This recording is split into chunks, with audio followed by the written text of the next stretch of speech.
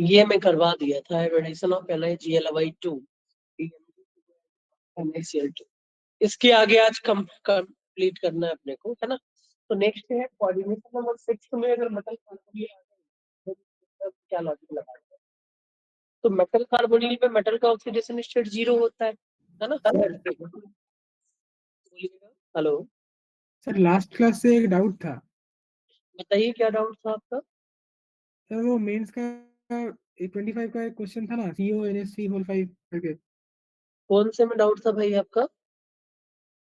वो एक मेंस का क्वेश्चन था, correct order of in terms of wavelength वाला। हाँ ये वाला। ऑर्डर ऑफ, हाँ ये वाला ही। हाँ इसमें क्या दिक्कत था भाई। सर ये कैसे हुआ समझ में नहीं आया। ये कैसे हुआ, हम इन चारों की स्टेबिलिटी को कंपेयर कर सकते हैं क्रिस्टल फील्ड स्टेबलाइजेशन एनर्जी वाले लॉजिक से। हेलो देवार्गो। हाँ सर। तो भाई सबसे स्ट्रॉन्ग फील्ड लिगेंड कौन सा है इसमें से, NH3 CN NH3 और NH3H2O में सबसे स्ट्रॉन्गेस्ट लिगेंड कौन सा होगा, CN, हाँ सर। है ना। तो CN वाले का सबसे ज्यादा स्टेबिलिटी है ना। हाँ तो सर। CFSE का ऑर्डर क्या हो गया, 3 सबसे पहले हो जाएगा। फिर उसके बाद हमें क्या देखना, नंबर ऑफ लिगेंड, है ना। तो नंबर ऑफ लिगेंड कहाँ पे दिख रहा है, 6 के 6 स्ट्रॉन्ग फील्ड लिगेंड कहाँ दिख रहे हैं सेकंड में, ये दिख रहा है। तो ये दोनों सबसे पहले होगा, इन दोनों में ये सबसे पहले आया होगा 1 2। अब इन दोनों में कंपेयर करिए, ये NH3 5 NH3 5 सेम है। तो वाटर और Cl की बात करेंगे, ये ऑक्सीजन डोनर है, ये हाइड्रोजन डोनर है। तो ऑक्सीजन डोनर बेटर स्ट्रॉन्गर होता था, है ना। तो CFSE का वैल्यू क्या आया, 3214। अब एनर्जी ये है, तो एनर्जी इक्वल्स टू क्या होता है, Hc/λ। तो लैम्डा और एनर्जी का रिलेशन कैसा होगा, इनवर्सली होगा। इस रीजन से लैम्डा उल्टा हो गया। क्लियर है भाई देवाल को। ठीक है सर समझ गया। तो आज की क्लास में ना हम FeCO6 से स्टार्ट करने, CrCO6 से स्टार्ट करने वाले हैं। तो क्रोमियम का ऑक्सीडेशन स्टेट क्या दिख रहा होगा आपको, 0। और क्रोमियम 0 में इसका ऑक्सीडेशन नंबर ऑफ इलेक्ट्रॉन जो होते हैं वो 35 4s1 है कॉन्फ़िगरेशन, है ना। और हम यहाँ पे VBT लगा रहे थे हर जगह, है ना, क्योंकि मेटल कार्बोनिल तो एक्सप्लेन होता है MOT से। बट MOT अपने सिलेबस में है नहीं, तो हम VBT लगाएंगे, है ना। और VBT का जब लॉजिक ऊपर लगाते हैं तो क्रोमियम के टोटल कितने इलेक्ट्रॉन दिख रहे होंगे आपको, 5 D5 में, 4s में 1 दिखा, और ये 4p अभी वैकेंट है। अब CO जो होता था ना वो स्ट्रॉन्ग फील्ड लिगेंड है। तो स्ट्रॉन्ग फील्ड लिगेंड में क्या हो जाएगा, पेयरिंग। क्या होगा, पेयरिंग। तो D5 का जब अपने पेयरिंग कराया ना, तो ये ऐसा दिख रहा होगा 1 2 3 4 5। और 4s वाले इलेक्ट्रॉन भी बैक ट्रांसफर होते थे, क्या होते थे, बैक ट्रांसफर। तो बैक ट्रांसफर करा के हम इसका भी पेयरिंग करा देंगे।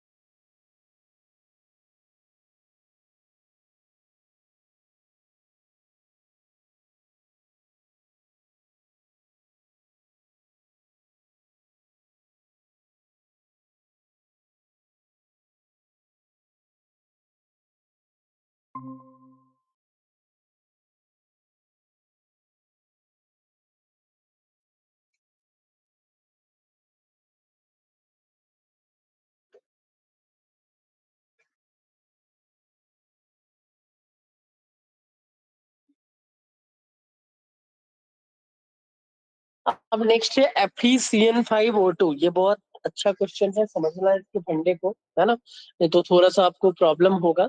क्या है, अगर आपने इसको कॉपी कर लिया हो देन मैं सेकंड क्वेश्चन एक्सप्लेन करूं।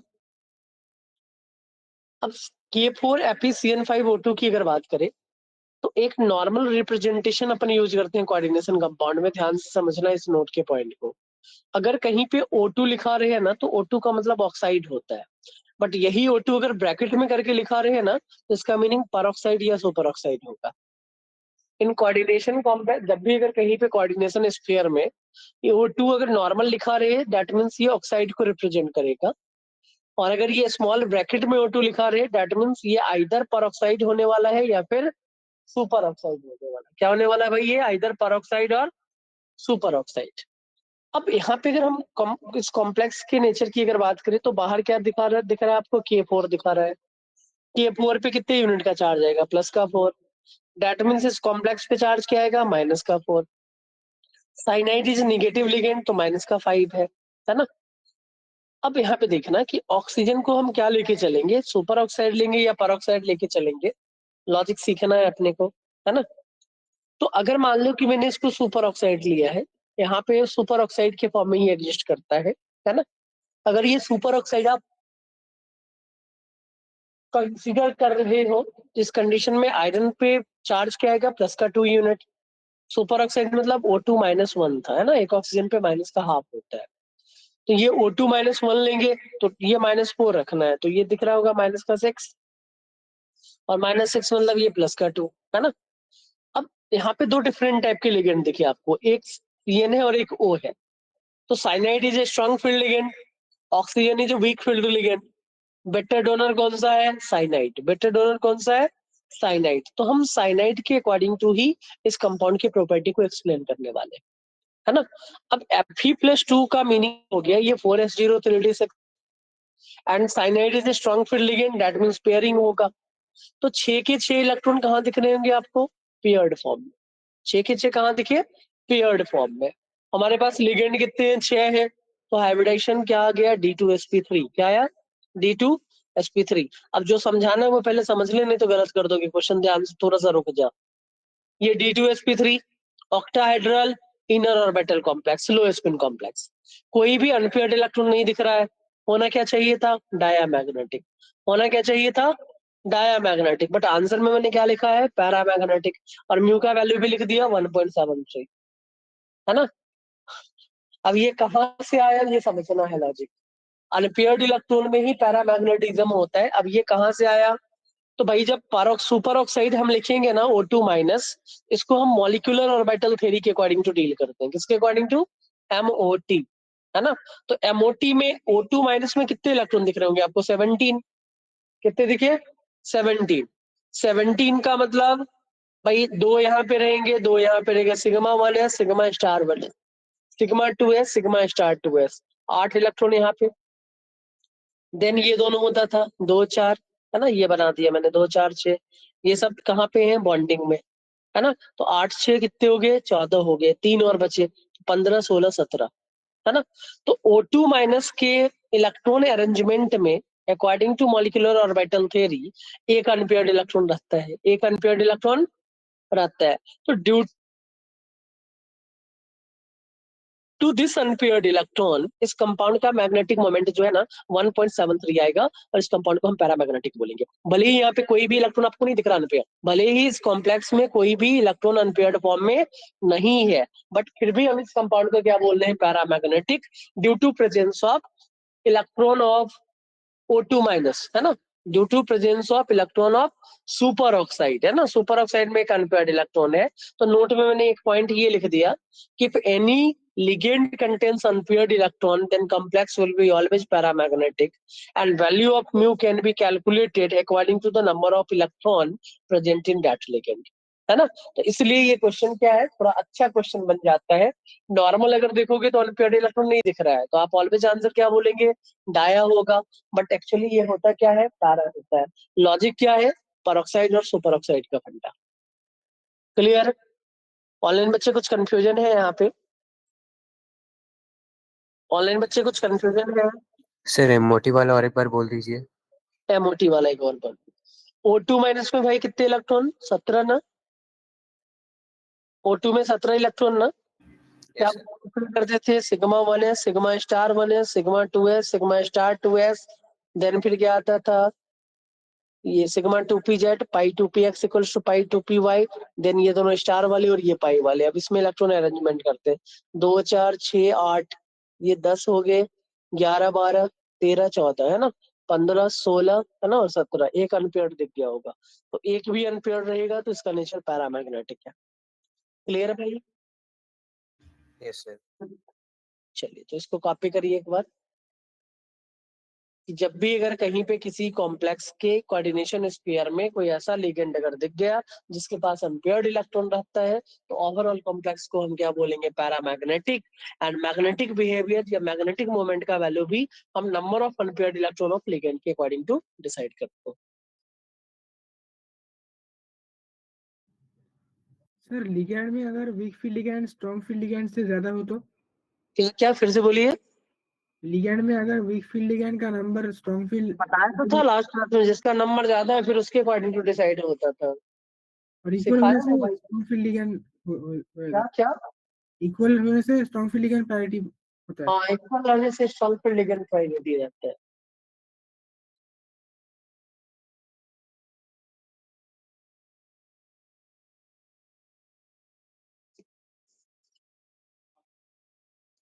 हाँ, पावर लग गया।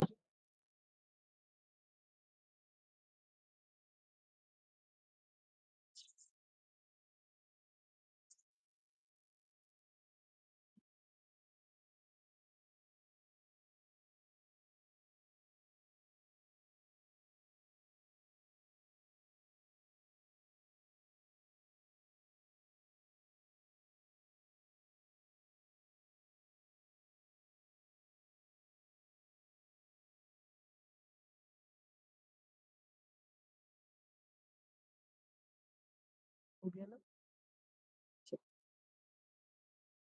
नेक्स्ट जो कॉम्प्लेक्स है ना, नेक्स्ट कंपाउंड जो है, या हम नेक्स्ट प्रूफ कंसेप्ट की अगर बात करें तो स्टेबिलिटी कांस्टेंट। जैसा अपन ने आयनिक इक्विलिब्रियम से थोड़ा सा रिलेट करेगा इन कॉम्प्लेक्स को, कि अगर कोई एक मेटल कैटाइन है वो एक्स नंबर ऑफ लिगेंड के साथ कंबाइन कर रहा है, तो प्रोडक्ट क्या बनाएगा? एक कंपाउंड का फॉर्मेशन कर रहा होगा, कॉम्प्लेक्स कंपाउंड का, है ना।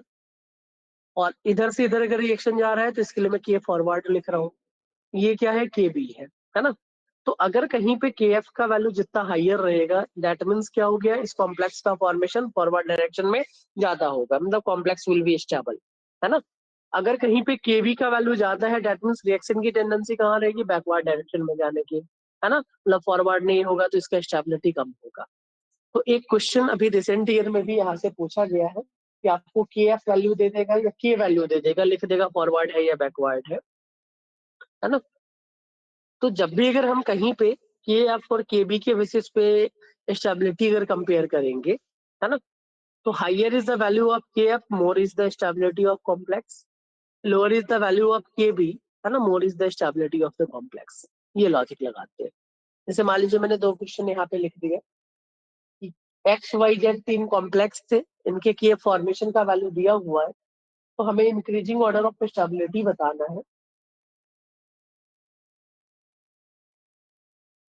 तो जिसका वैल्यू हाइयर है ना, जिसका वैल्यू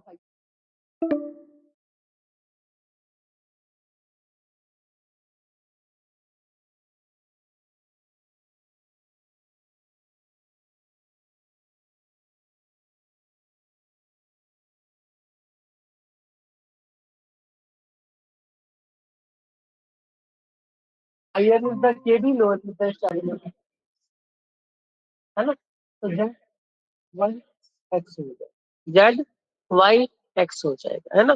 तो स्टेबिलिटी की अगर बात करें तो सबसे ज्यादा स्टेबल कंपाउंड कौन से हो जाएंगे, है ना, इस फंडे के अकॉर्डिंग तो अपन डिसाइड कर लेते हैं।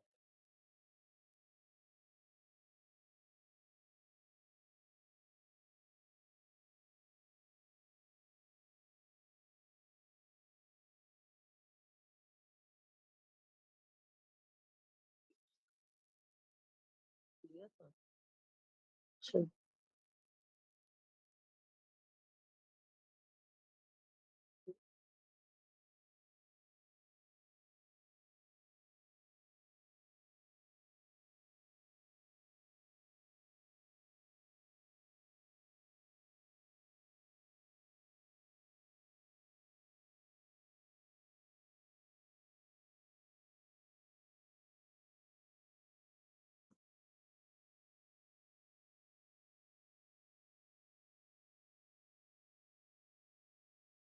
ये हो गया कॉपी सबका।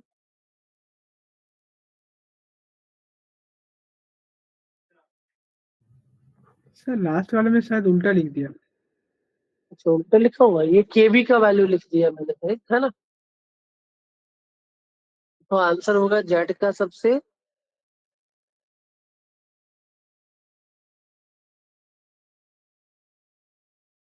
क्या,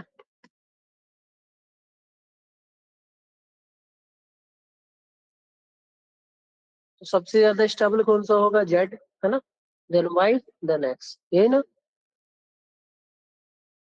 हाँ सर।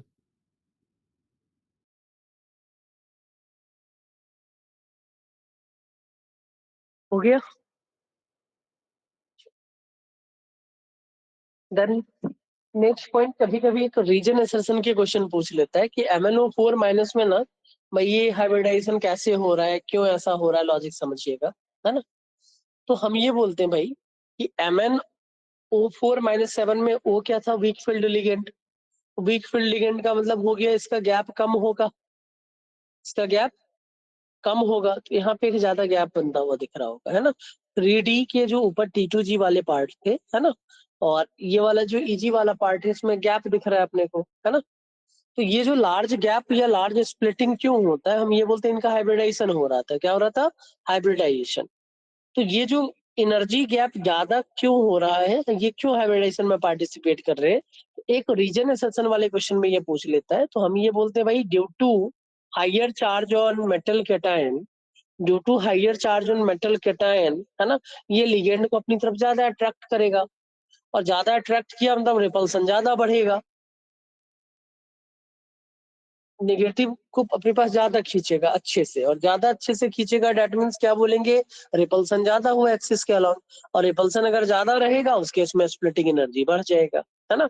तो रीजन एसेशन में अगर ये पूछ ले कि MnO4 लार्ज स्प्लिटिंग क्यों होता है, तो आप क्या बोलोगे, due to higher charge on metal cation, due to higher charge on metal cation. कोई कंफ्यूजन है भाई यहाँ पे, कोई कंफ्यूजन है, एक बार कंफर्म करिएगा। हाँ, क्या क्या बोला, कोई बात नहीं। हम्म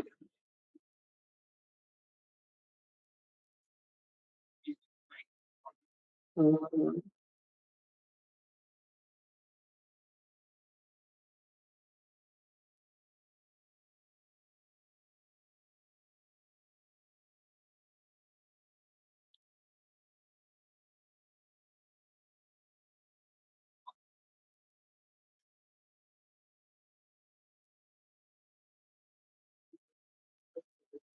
हाँ, नहीं,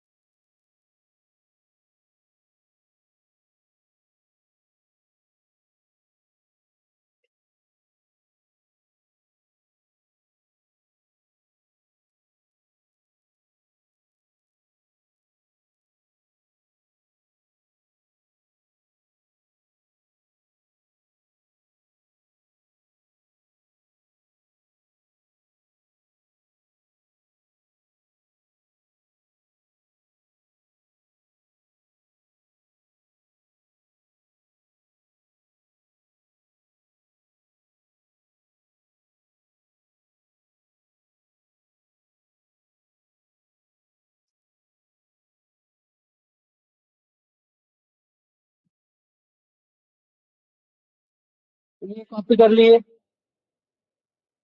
हाँ ये आप सर। लोगों ने, ओके, चलिए। देन हम नेक्स्ट कॉम्प्लेक्स की अगर बात करें, लिख लिया अरिजीत। अगर K2NiF6 की बात करते हैं, अब एक और लॉजिक में एक्सप्लेन करने वाला हूँ, समझना है। तो निकेल जो है ना भाई, निकेल में अगर इस कॉम्प्लेक्स का ऑक्सीडेशन स्टेट अगर निकेल का निकालोगे तो ये +4 आ रहा होगा, है ना। और निकेल कैसा है, वीक फील्ड लिगेंड, लिगेंड कैसा है, इसको बंद कर दें तो बढ़ा दे, तो उसका टेम्परेचर बढ़ा दूं। नहीं बढ़ा दे टेम्परेचर 27-28 कर दे। अच्छा बंद कर दे। तो K2NiF6 में ये वीक फील्ड लिगेंड है। वीक फील्ड लिगेंड रहा तो वीक फील्ड लिगेंड के अकॉर्डिंग टू लॉजिक समझना है क्या होता है। तो हमें एक कंसेप्ट बताना है। ये कंसेप्ट अगर याद रखोगे तो सारे क्वेश्चन ऐसे वाले सॉल्व हो जाएंगे।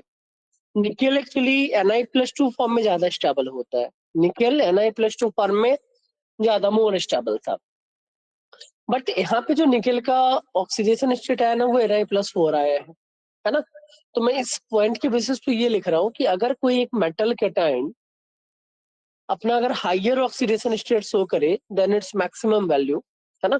If a metal cation shows higher oxidation number then its maximum value, then due to higher charge splitting, है ना, then due to higher charge large splitting will be there, है ना। and in this case delta O जो होता था ना, मतलब octahedral में जो ये वैल्यू गैप जो होता था वो ग्रेटर देन पेयरिंग एनर्जी है। क्या है? Delta O is greater then pairing energy, है ना। In case of weak field ligand also, है ना, delta O is greater than pairing energy in case of weak field ligand also, है ना। So always hybridization will be due to sp3 due to pairing of electron, है ना। Logic समझना, ये फंडा है कि अगर वीक फील्ड लिगेंड भी रहे और वहां पे पेयरिंग कब होगा, मतलब वीक फील्ड स्ट्रॉन्ग फील्ड की तरह कब करेगा। तो मैंने एक लॉजिक बता दिया कि अगर सेंट्रल एटम अपने मैक्सिमम ऑक्सीडेशन स्टेट से अगर हाइयर वैल्यू शो कर रहा है देन उस केस में चार्ज की वैल्यू हाई रहने से स्प्लिटिंग का वैल्यू हाई होता है। और हाइयर इज द स्प्लिटिंग, मतलब हम क्या बोलेंगे, delta is greater than P. ऐसे वीक फील्ड में क्या करते थे, एक एक करके फिल करते थे देन पेयरिंग कराते थे, है ना। बट यहाँ पे क्या होगा, पहले पेयरिंग होगा देन हाइयर एनर्जी लेवल में जाके इलेक्ट्रॉन फिल हो रहे होंगे। कोई कंफ्यूजन? कोई कंफ्यूजन यहाँ पे नहीं होना चाहिए। तो Ni+4 का कॉन्फ़िगरेशन हम क्या लिखेंगे, 3d6 4s0। 6 इलेक्ट्रॉन कहाँ रहेंगे, यहाँ पे रहेंगे, है ना। भले ही ये वीक फील्ड है but due to this concept ना ये स्ट्रॉन्ग फील्ड की तरह एक्ट करेगा। So hybridization will be D2sp3। Nature of complex is octahedral. This compound is diamagnetic. Mu is 0 and inner orbital complex and low spin complex is formed. तो direct यहाँ से question बनाएंगे। अगर ये logic पता नहीं रहा तो आप क्वेश्चन को गलत कर लोगे, है ना। जनरली हम वीक में कैसे फिल करते हैं, ये फिल करते हैं ना कि अगर इलेक्ट्रॉन रहता है तो 1 2 3 देन यहाँ पे क्या करते हैं 4 5 6 करते फिल, है ना। तो यहाँ पे ये क्या दिख रहा होगा, ये पैरामैग्नेटिक भी दिखेगा बट ये पैरा नहीं है, ये क्या है, डाया है। इसके अकॉर्डिंग टू हाइब्रिडाइजेशन की भी बात करेंगे तो D2sp3 दिखता, बट ये D2sp3 भी नहीं है। दोनों इलेक्ट्रॉन कहाँ है, नीचे फिल हो रहे हैं, है ना। लॉजिक क्या है, delta O greater than P होता है due to high charge density on metal के टाइप। F भी SFL की तरह वर्क करेगा। हाँ ये एज्यूम करेंगे बट कब करेगा, जब सेंट्रल एटम अपने हाईएस्ट से ज्यादा शो करे। 2 से ऊपर रहे, 2 अगर रहा तो नॉर्मल है ना, 2 के ऊपर रहा तो फिर ये दिक्कत हो जाएगा। और इन बच्चे ये लॉजिक क्लियर है?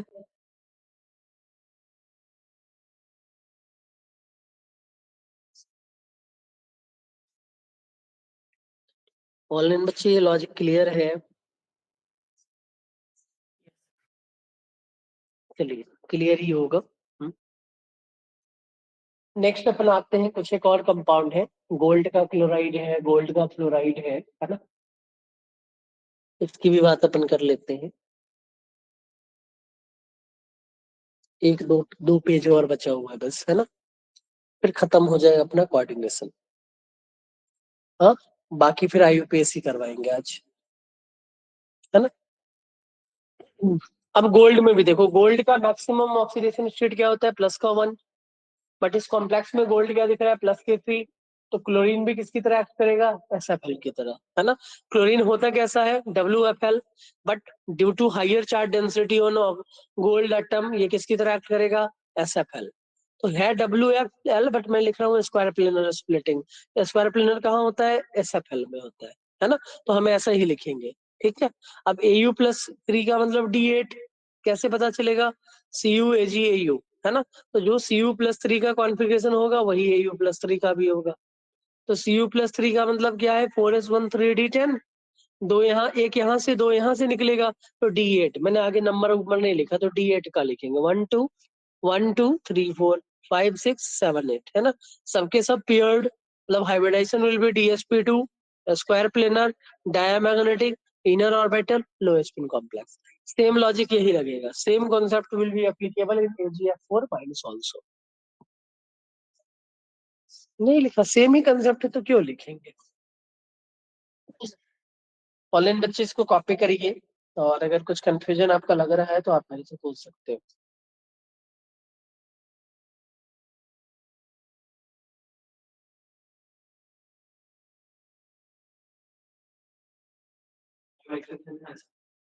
एक्सेप्शन नहीं, लॉजिक थोड़ा सा नहीं नहीं, एक दो है अभी और बता रहा है।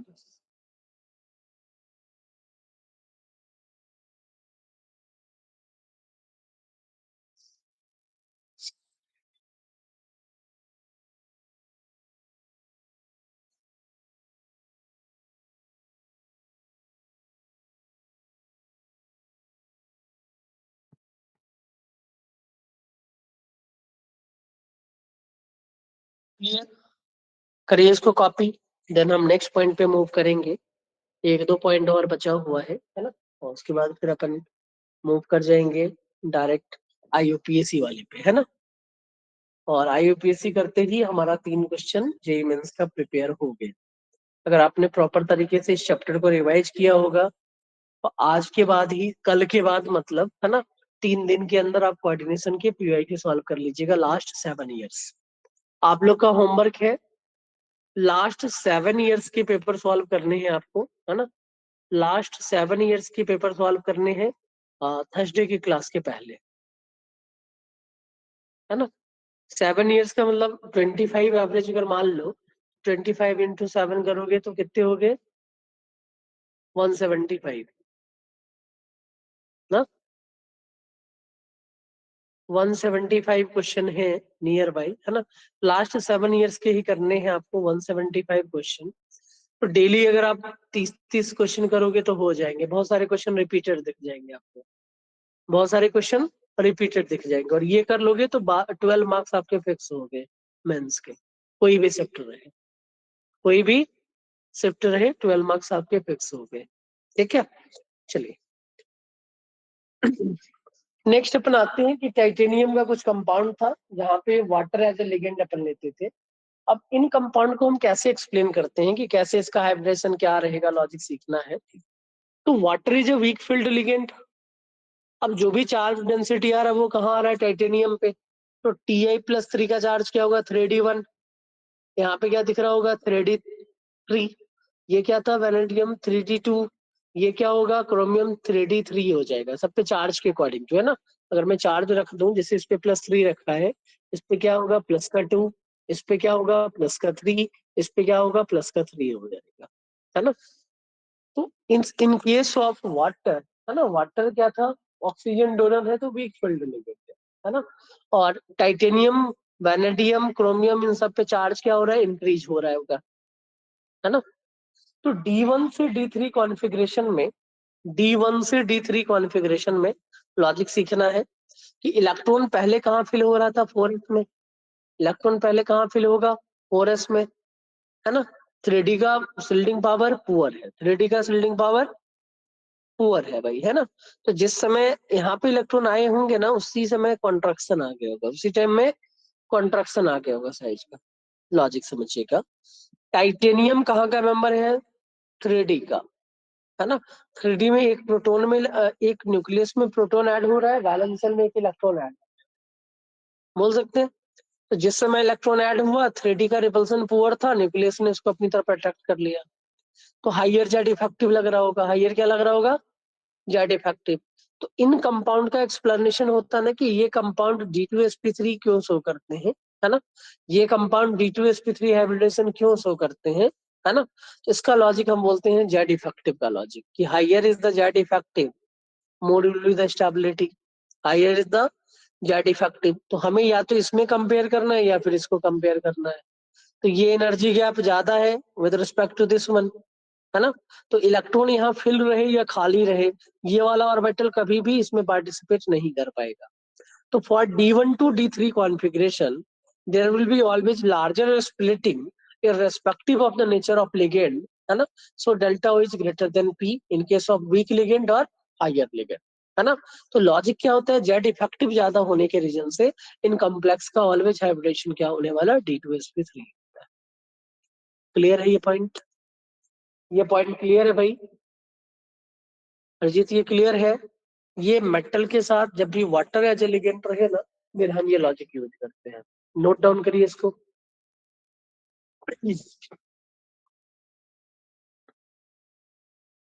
इस पॉइंट को नोट डाउन करिए.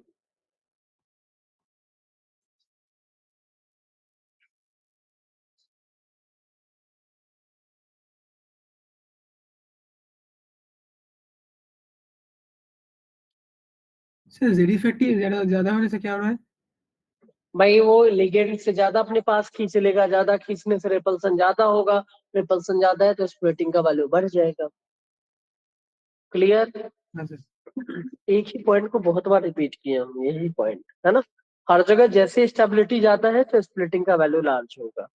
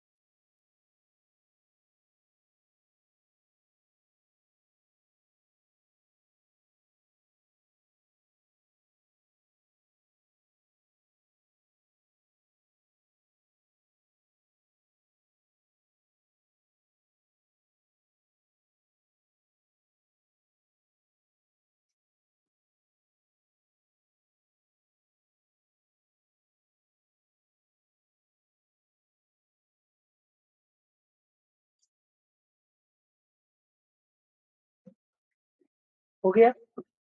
अब ये सबसे लास्ट है, ये भी आप बनाना मत, ये है शॉर्टकट आपका, है ना.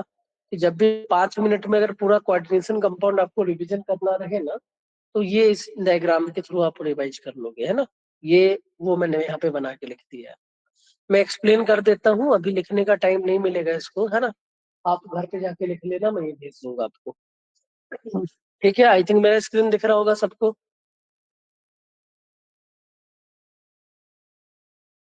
चलिए मैं पहले 3D वाले को एक्सप्लेन कर देता हूँ, देन 4D पे आऊंगा.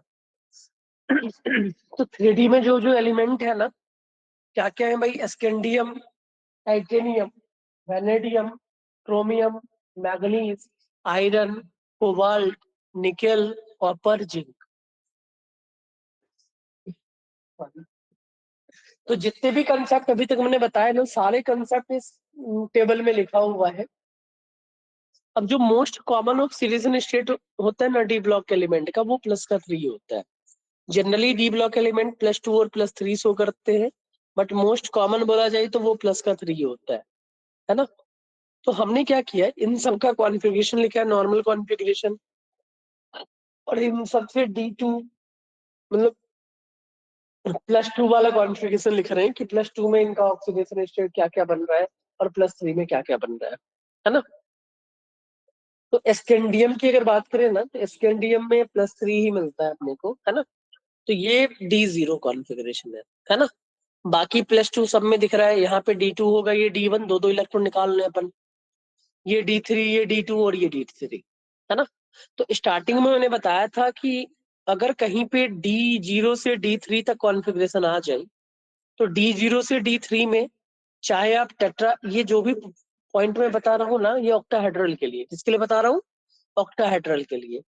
तो स्ट्रॉन्ग फील्ड लिगेंड रहे या वीक फील्ड लिगेंड रहे, स्प्लिटिंग में 3 इलेक्ट्रॉन तो यही फिल होंगे, है ना. 3 इलेक्ट्रॉन तो ऐसे ही फिल होंगे. तो irrespective of the nature of ligand, always hybridization will be D2sp3, है ना. कहां से कहां तक, अगर वैलेंस शेल का configuration after electron removal D0 से D3 आए, कुछ भी नहीं सोचना है, कुछ नहीं कैलकुलेट करना है, always hybridization will be D2sp3. Clear है? सेकेंड लॉजिक मैंने आपको एक्सप्लेन किया कि अगर D4 से D7 आ जाए तो D4 टू D7 कहाँ आएंगे भाई? क्रोमियम से मैं कोबाल्ट में। D4 से D7 कहाँ आएगा? क्रोमियम से कोबाल्ट में। अब D7 अगर स्ट्रॉन्ग फील्ड रहेगा तो कुछ ऐसा फील करेंगे अपन, है ना भाई? और इसमें वीक फील्ड में D7 कैसा फील होगा?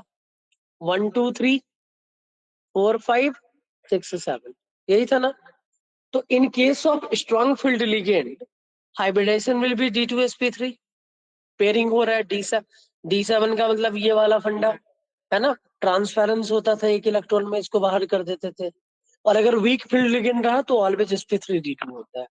मतलब ये लिगेंड के नेचर पे डिपेंड करता है ना, ये लिगेंड के नेचर पे डिपेंड करता है। ये जो भी पॉइंट मैं एक्सप्लेन कर रहा हूँ ना, किसके लिए कर रहा हूँ? 3D सीरीज के लिए। For 3D from D0 to D3 configuration, always hybridization will be D2sp3 irrespective of the nature of ligand, है ना? For D4 to D7, if ligand is a strong field, then always hybridization will be D2sp3. Or if ligand is weak field, then always sp3d2, है ना? For D8, D9 and D10, for D8, D9 and D10, है ना? इसमें क्या होता है, logic समझना है। तो निकेल का कॉमन +2 होता है, कॉपर में +1 और +2 मिलेगा अपने को, जिंक में ऑलवेज +2 मिलता है ना? तो जिंक का एक ही पॉसिबिलिटी है +2 वाले में, अगर कोऑर्डिनेशन नंबर 4 रहा तो sp3, कोऑर्डिनेशन नंबर 6 रहा तो sp3d2, है ना? D10 मतलब वही है भाई, कभी इसके इलेक्ट्रॉन पार्टिसिपेट ही नहीं करेंगे, नहीं करेंगे ना, ये वाला फंडा। वो हमेशा आउटर ऑर्बिटल ही बनाएगा sp3d2 और कोऑर्डिनेशन नंबर 4 में टेट्राहेड्रल बना रहा होगा, ठीक है? कॉपर की अगर बात करें तो कॉपर में 2 डिफरेंट कॉन्फ़िगरेशन मिलता है, एक +1 और एक +2, है ना? तो अगर कॉपर कहीं पे +2 ऑक्सीडेशन स्टेट में है और कोऑर्डिनेशन नंबर 4 है ना? और SFL रहे तो ऑलवेज DsP2 और WFL रहे तो ऑलवेज sp3, यही लॉजिक है ना? +2 के अकॉर्डिंग टू अपन डिसाइड कर रहे हैं कोऑर्डिनेशन नंबर 4 के लिए, ठीक है? निकेल की अगर बात करें तो निकेल में 4 रहे, अगर स्ट्रॉन्ग फील्ड लिगेंड रहा तो DsP2 होगा, वीक फील्ड लिगेंड रहा तो sp3 होगा, और कोऑर्डिनेशन नंबर 6 रहा तो sp3d2 हो जाएंगे। कोई कंफ्यूजन नहीं है? फिर से मैं पैटर्न याद करवाता हूँ। D0 to D3, D2sp3 irrespective of the nature of ligand, D4 to D7 in case of SFL, D2sp3 in case of WFL, sp3d2, है ना? निकेल में ओनली +2 ही मिलता है रेडिएट वाली कंडीशन में, है ना? तो 4 रहा तो SFL में DsP2, WFL में sp3। अगर कोऑर्डिनेशन नंबर 6 है ऑलवेज आउटर ऑर्बिटल बनेगा sp3d2 होगा। कॉपर में +2 ही मोर स्टेबल था, कोऑर्डिनेशन नंबर 4 में SFL रहा तो DsP2 चार्ज ट्रांसफर के अकॉर्डिंग जो बनता था, और कोऑर्डिनेशन नंबर 4 रहा WFL रहा तो sp3 बनेगा। जिंक एक ही ऑक्सीडेशन स्टेट शो करता है इन जनरली, हाँ, तो कॉपर +4 रहा तो sp3 और कॉपर कोऑर्डिनेशन नंबर 4 रहा तो sp3, कोऑर्डिनेशन नंबर 6 रहा तो sp3d2। क्लियर? अब देखो, हमें बस 3D का ही पैटर्न याद रखना है, 4D का भी याद नहीं रखना है। कैसे समझते हैं, है ना? तो 4D में हमने लॉजिक ये सीखा है कि irrespective of the nature of ligand, अगर कोऑर्डिनेशन नंबर 6 रहा ऑलवेज D2sp3, है ना? अगर 4 रहा तो ऑलवेज DsP2। तो हमें याद क्या रखना पड़ता है? 3D series. क्या याद रखना पड़ता है? 3D। अगर 3D के एलिमेंट नहीं रहे तो वो 4D या 5D के होंगे, और 4D और 5D का आंसर मेरे को पता है। 6 रहा तो D2sp3, 4 रहा तो DsP2, खत्म, है ना? सिल्वर और गोल्ड को मैंने यहाँ पे क्यों नहीं रखा, लॉजिक समझना। सिल्वर और गोल्ड को मैंने यहाँ पे क्यों नहीं रखा, लॉजिक समझना, है ना? सिल्वर और गोल्ड में गोल्ड के कुछ ऐसे भी कॉम्प्लेक्स थे जहां पे ये अपने रेंज के बाहर शो कर रहा था, तो उसमें स्ट्रांग हो जाता है, स्ट्रांग था, DsP2 हो जाएगा, है ना? Ag+3 में क्या था? DsP2 हो जाता है ना, हमने स्क्वायर प्लेनर स्प्लिटिंग करवाया। हाँ, हाँ, बोल सकते हैं +4, वही चार्ज अगर ज्यादा रहा तो वीक भी स्ट्रांग की तरह काम करने लगा। हाँ, चार्ज के अकॉर्डिंग टू, ये नॉर्मल लिख रहे हैं अपन, है ना? तो Ag और Au में 2 अलग अलग कंडीशन था, इसलिए मैंने इसको डब्बे में नहीं रखा। +1 का कंडीशन अलग है और +3 का कंडीशन अलग है। अगर +1 रहा तो sp3 हो जाएगा, है ना, प्लस 3 वाला कंडीशन आ गया तो DsP2 हो जाएगा, वीक भी स्ट्रॉन्ग की तरह act करता है। कैडमियम और मरकरी जिंक वाले पैटर्न को फॉलो करेंगे, कैडमियम और मरकरी जिंक वाले पैटर्न को फॉलो करेंगे, है ना, ऑलवेज। हाँ, कैडमियम भी 2 ही होगा और मरकरी भी +2 ही होगा, है ना, जिंक भी +2 ही होता है। तो ये 5 मिनट में रिवीजन करना रहे ना आपको, तो आप ये टेबल देख लेना, आपको समझ में अच्छे से आ जाएगा, है ना। पूरे क्वेश्चन बने हैं इसमें, जितने भी पीओ की क्वेश्चन है सब कुछ लिखा हुआ दिख रहा है। अब अप्लाई कैसे करेंगे समझना है। हम क्या करेंगे भाई, कंपाउंड देखेंगे, कंपाउंड को कैसे पहचानना है। RH क्या 3D में है, नहीं है। RH क्या 3D में है, नहीं है। Scandium, titanium, vanadium, chromium, manganese, iron, cobalt, nickel, copper, zinc, नहीं है। तो ये 4D या 5D में होगा। हम क्या देखेंगे, कितने लिगेंड है, 6 है। Always answer will be D2sp3। IR क्या 3D में है, नहीं है। क्या देखेंगे, कोऑर्डिनेशन नंबर D2sp3, है ना। RH क्या 3D में है, नहीं है। क्या देखेंगे, कोऑर्डिनेशन नंबर कितने हैं, 4, 4 में DsP2 हो गया। ये मेंस 2019 का क्वेश्चन है, विल्किंसन रिएजेंट का फॉर्मूला क्या होता है ना, आंसर हो लिखे। हाँ, विल्किंसन रिएजेंट, है ना, क्या होता है, तो विल्किंसन रिएजेंट ये है, विल्किंसन रिएजेंट ये है, विल्किंसन रिएजेंट ये है। PIQ सॉल्व करोगे 2-3 बार दिख जाएगा, खुद ही याद हो जाएगा। PIQ सॉल्व करोगे तो विल्किंसन रिएजेंट 3 से 4 बार लिखा हुआ दिख जाएगा आपको, है ना। तो मैंने आपको हाइब्रिडाइजेशन बताना सिखा दिया कि कैसे बनता है, इसमें आई थिंक कोई कंफ्यूजन नहीं है। हमें बस 3D के एलिमेंट याद रखने हैं, 4D और 5D में कोई टेंशन ही नहीं है ना।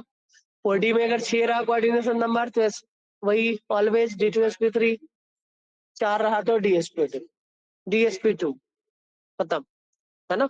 सबसे लास्ट टॉपिक इस पूरे चैप्टर का, है ना, इसके बाद IUPAC अपना बचा हुआ है, इसको बोलते हैं जॉन टेलर डिस्टॉर्शन। क्या बोलते हैं, जॉन टेलर डिस्टॉर्शन। ये किसमें होता है, only in case of octahedral complex. किसमें होता है भाई, ऑक्टाहेड्रल कॉम्प्लेक्स, है ना। तो जॉन टेलर ने क्या बताया भाई, कि all bond length are not identical. अगर ऑक्टाहेड्रल कॉम्प्लेक्स अपन बनाते हैं, कुछ ऐसे ही बनाते थे, है ना, तो हम ये मान लेते ये सब कुछ सिमेट्रिकल है, क्या है, सिमेट्रिकल है। बट जॉन टेलर ने बताया ये सारे बॉन्ड सिमेट्रिकल नहीं होते, आइडेंटिकल नहीं होते। क्यों नहीं होते, तो बोला इसमें डिस्टॉर्शन लगता है। क्या बोला, डिस्टॉर्शन। तो अब हम जॉन टेलर डिस्टॉर्शन पढ़ने वाले हैं। लॉजिक समझिएगा, बहुत आसान है, बहुत बच्चों वाले क्वेश्चन यहाँ से पूछे जाते हैं। अब हम 2 अलग अलग कंडीशन में साइड में लिख के बता रहा हूँ, है ना, मैं साइड में लिख के एक्सप्लेन कर रहा हूँ, आप लोग समझिएगा इस फंडे को। तो मैं 2 डायग्राम बना रहा हूँ, एक डायग्राम बनना है SFL के लिए, दूसरा डायग्राम बनाया है WFL के लिए, है ना। तो जॉन टेलर ने क्या बताया था, उसका लॉजिक सीखना है। पहला इलेक्ट्रॉन फिल करेंगे यहाँ पे, इसमें भी यहाँ पे, दूसरा यहाँ पे, दूसरा भी यहाँ पे, तीसरा ये रहा, तीसरा ये रहा, चौथा यहाँ पे, चौथा यहाँ पे, है ना। अब जॉन टेलर ने क्या बोला कि भाई यहाँ पे dx² y² रहता है और ये dz² रहता है, यही ना। dx² y² का मतलब ये भाई 2 एक्सिस के अलॉन्ग था, dz² का मतलब ये एक एक्सिस के अलॉन्ग था। तो भाई जब इलेक्ट्रॉन इसके अलॉन्ग लेंगे तो 2 जगह रिपल्सन लग रहा होगा, इसमें एक ही जगह रिपल्सन लग रहा होगा। कम रिपल्सन किस में लगेगा, dz² में, है ना। तो जॉन टेलर ने बताया कि पहले जो इलेक्ट्रॉन फिल करेंगे ना EG में जो पहला इलेक्ट्रॉन फिल करेंगे ना, वो कहाँ होगा, dx² y² में ना फिल करके फिर dz² में फिल करेंगे, है ना। क्यों करेंगे, क्योंकि यहाँ पे रिपल्सन कम लग रहा है ना, स्टेबिलिटी ज्यादा हो गया, है ना। तो जॉन टेलर पहली बार कब दिखेगा, 4 में, 4 इलेक्ट्रॉन में, है ना। किस फील्ड में, WFL में। कैसे में, WFL में, है ना। तो मैंने ये लिख दिया कि डी पहली बार जॉन टेलर डिस्टॉर्शन कहाँ दिखा, वीक फील्ड लिगेंड में। वीक फील्ड लिगेंड मतलब 4 के 4 अनपेयर्ड थे, तो हाई स्पिन बोलेंगे। हाँ बता रहा, सब बता रहा, देखते ये 4 में लगा हाई स्पिन, dx² y² की जगह हम पहले dz² में रखेंगे, है ना। तो मैं इसको अलग कलर में लिख देता हूँ, ठीक है। 5वां इलेक्ट्रॉन फिल करेंगे, 5वां इलेक्ट्रॉन यहाँ तो यही रखे ने भाई, यहाँ पे मजबूरी है कि भाई यही फिल करना पड़ेगा, नहीं तो हंस गुस्सा हो जाएगा, है ना। हंस के अकॉर्डिंग टू पहले एक एक फिल होता है फिर पेयरिंग कराते हैं। 6ठा इलेक्ट्रॉन यहाँ पे फिल करेंगे, है ना, 6ठा इलेक्ट्रॉन यहाँ पे फिल करेंगे। 7वां इलेक्ट्रॉन फिर से यहाँ पे फिल होगा, फिर जॉन टेलर बोला रुको, है ना। जॉन टेलर ने क्या बोला, अच्छा यहाँ से तो कनेक्ट है ना। तो जॉन टेलर ने क्या बोला, बोले तो जॉन टेलर ने ये बताया भाई कि 7th इलेक्ट्रॉन आप यहाँ पे फिल नहीं कर पाओगे, क्यों? क्योंकि ये dz² था। कहाँ फिल करोगे? सेम लॉजिक है ना। जॉन टेलर ने क्या बताया, 7वां इलेक्ट्रॉन कहाँ फिल करोगे? यहाँ पे नहीं कर सकते है ना। कहाँ करेंगे? पहले हम इधर करेंगे, पहले हम इधर करेंगे है ना, पहले ये, हाँ फिर ये करते थे है ना। तो जॉन टेलर ने यहाँ पे भी क्या बताया भाई, 7वां इलेक्ट्रॉन ना पहले इधर फिल होगा है ना। तो D7 में जॉन टेलर डिस्टॉर्शन आया किसके केस में? स्ट्रॉन्ग फील्ड में। किसमें? स्ट्रॉन्ग फील्ड में। कहाँ पे? Strong field. स्ट्रॉन्ग फील्ड मतलब लो स्पिन है ना। D9 की बात करते हैं, D8 कहाँ फिल होगा? तो यहाँ पे D7 पहले करेंगे, फिर ये D8 आया है ना। ये D7 था, D8 पे आया। D9 फिर से dx²y²। जॉन टेलर बोला रुको है ना भाई, इधर फिल करो पहले। तो जॉन टेलर कहाँ पे लगा? D9 में। D9 में कहाँ लग रहा है? दोनों ही कंडीशन में, दोनों कंडीशन में। तो पूरे जो यहाँ पे कोऑर्डिनेशन अपन ने पढ़ा ना, इसमें जॉन टेलर डिस्टॉर्शन सिर्फ 3 ही जगह वर्क करता है। नहीं होगा प्रॉब्लम, बस ये डिस्टॉर्शन में बॉन्ड लेंथ अलग होता है, हाइब्रिडाइजेशन वही रहेगा। सिर्फ बॉन्ड लेंथ अलग होगा, हाइब्रिडाइजेशन में कोई भी टेंशन नहीं लेना है। इधर तो पहले से बना हुआ है, समझाने के लिए लिखा था, दिख रहा है। तो जहाँ ये अलग कलर लिखा हुआ वही जॉन टेलर है, जहाँ अलग कलर लिखा है वही जॉन टेलर है। और मैंने लॉजिक भी लिख दिया समझने के लिए, फिर से लिख दिया कि फिर अच्छे से समझ पाओ आप है ना। तो जॉन टेलर 3 ही कंडीशन में होता है, D4 weak field ligand, D7 strong field ligand, D9 WFL या SFL है ना। अब देखो WFL का मतलब कभी कभार पूछ लेगा कि जॉन टेलर किस में होगा, D4 हाई स्पिन ऐसा पूछ लेता है। तो वीक मतलब हाई ही होता है, स्ट्रॉन्ग मतलब लो ही होता है, और D9 में नो हाई नो लो होता है ना। अब क्वेश्चन ये पूछ लेगा क्या इसमें जॉन टेलर डिस्टॉर्शन है, देखना पड़ेगा। Water is a weak field ligand, water is a weak field ligand. Copper का कॉन्फ़िगरेशन 4s1 3d10 होता है, दो निकालो 4s0 3d9। D9 में याद आया कि होता है, तो क्या बोलेंगे? जॉन टेलर डिस्टॉर्शन होगा। कुछ भी पूछ लेगा। ऑनलाइन बच्चे जॉन टेलर क्लियर है? ऑनलाइन बच्चे जॉन टेलर क्लियर है? ऑनलाइन हाँ सर। कोई कंफ्यूजन है? नोट डाउन करिए इसको, जॉन टेलर को। जॉन टेलर को नोट डाउन कर लिए, ये वाला बनाने के लिए, नहीं तो एक ही बार नोट डाउन कर लेना आप है ना, एक ही बार नोट डाउन कर लेना है ना। अब हमारा ना IUPAC थोड़ा सा बाकी था। नहीं, जॉन टेलर में और क्वेश्चन नहीं आते हैं है ना। जॉन टेलर में और कोई क्वेश्चन नहीं आएंगे। आगे कुछ एक क्वेश्चन लिखा होगा, करना है क्या अभी? नॉर्मल है क्वेश्चन है ना भाई, PYQ सॉल्व करोगे तो समझ में आ जाएगा। सर पीडीएफ भेज दीजिएगा, क्या क्या? पीडीएफ। हाँ PDF आज भेज दूंगा, मैं कंप्लीट होने का वेट कर रहा था। तो पहला वाला करोगे, करो फिर हो जाएगा आसान है। एडवांस 25 का वो क्वेश्चन है ना। सेकंड क्वेश्चन क्लास में किया हुआ है, नहीं किया, एडवांस 24 में है। कंपाउंड सारे किए हुए हैं, सारे कम भाई। हाँ अभी थोड़ी देर पहले सब कुछ किया हुआ है आपको। P4 कहाँ केमिकल बॉन्डिंग में किए थे है ना, डायमंड शेप स्ट्रक्चर, या मैंने P ब्लॉक में भी कराया था। P4 डायमंड शेप होता है, हाँ नाइट्रोजन फैमिली में। तो ये एक बार मैं भेज दूंगा, आप प्रैक्टिस कर लीजिएगा इन क्वेश्चन को भी है ना। ये एडवांस के कुछ क्वेश्चन है, सेलेक्टिव क्वेश्चन है ना। लेकिन जब तक आप ट्राई नहीं करोगे ना, मेरे पढ़ने का मीनिंग नहीं है लिखने का है ना। तो आप आज ना वही होमवर्क में दे रहा हूँ कि आज की क्लास के बाद है ना, कल का टाइम आप, कल तो क्लास अटेंड करेंगे आप है ना। तो आप ना कोऑर्डिनेशन के जितने भी क्वेश्चन है ना, लास्ट 7 ईयर्स के क्वेश्चन, आप थर्सडे तक एक बार ट्राई कर लीजिएगा। ज्यादा नहीं, 7 साल के क्वेश्चन, जिनसे 7 नहीं हो रहा है 5 तो मस्ट है। अब 7 में इसलिए बता रहा हूँ कि इस बार का JEE मेंस हो सकता है थोड़ा सा लेवल इंक्रीज कर दे है ना। तो 16 और 17 वाले जो पेपर थे ना JEE के, वो बहुत अच्छे पेपर थे। हाँ 16 17 खत्म हो गया है ना। है? तो इसलिए मैं 7 साल बोल रहा हूँ, इसलिए मैं क्या बोल रहा हूँ, 16 से लेके है ना 25 वाले तो कर ही लेंगे आप आसानी से है ना। तो 16 से हाँ 16, 17, 18, 19, 20, 21, 22, 23, 24, 25 है ना। ये करने हैं आपको कोऑर्डिनेशन पे, खास करके मैं हर एक चैप्टर का नहीं बोलूंगा, बट कोऑर्डिनेशन में इसलिए बोल रहा हूँ कि इसका वेटेज बहुत जाता है। सर PYQ भेज दीजिएगा। पीवाईक्यू में भेज दूंगा आपको। आप इससे करो ना, इससे एग्जाम साइट पे जाइएगा। हेलो, एग्जाम साइट पे ना आप टेस्ट भी दे सकते हो, वहाँ पे मेंस 25 सेलेक्ट करोगे, इसके सारे क्वेश्चन आ जाएंगे 1 to 25 बना हुआ, और उसमें एक के बाद आंसर भी नहीं देख सकते हो अगर टेस्ट दोगे तो, है ना। टेस्ट अगर स्टार्ट करोगे ना तो लास्ट में एक ही बार आंसर देखने को मिलेगा, तो चीटिंग भी नहीं कर पाओगे आप। ठीक है। हेलो,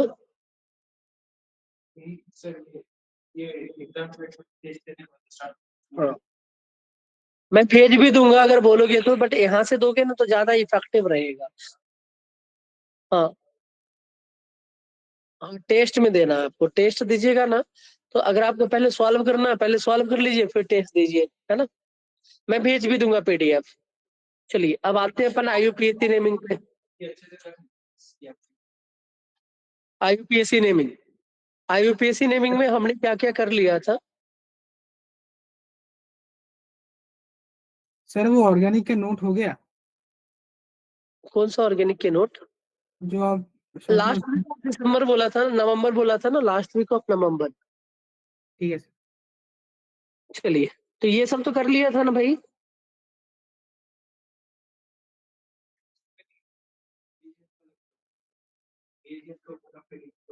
ठीक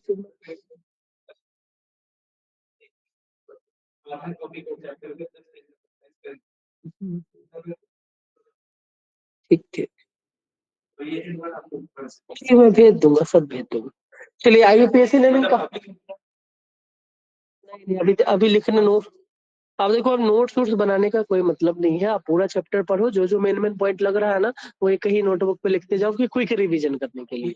क्योंकि आप जो लिख के रिवीजन करोगे ना, वो आपको अच्छे से समझ में आएगा। किसी दूसरे का अगर देख रहे हो कि हाँ ये शॉर्ट नोट्स है, कोई मतलब नहीं है। मैं बोल रहा हूँ ना, 1 घंटे में रहता है ना कि 1 घंटे में एक चैप्टर खत्म हो गया, वो देख के देख, क्वेश्चन सॉल्व नहीं होंगे तेरे से। नहीं होगा ना, ऑर्गेनिक तो होगा ही नहीं।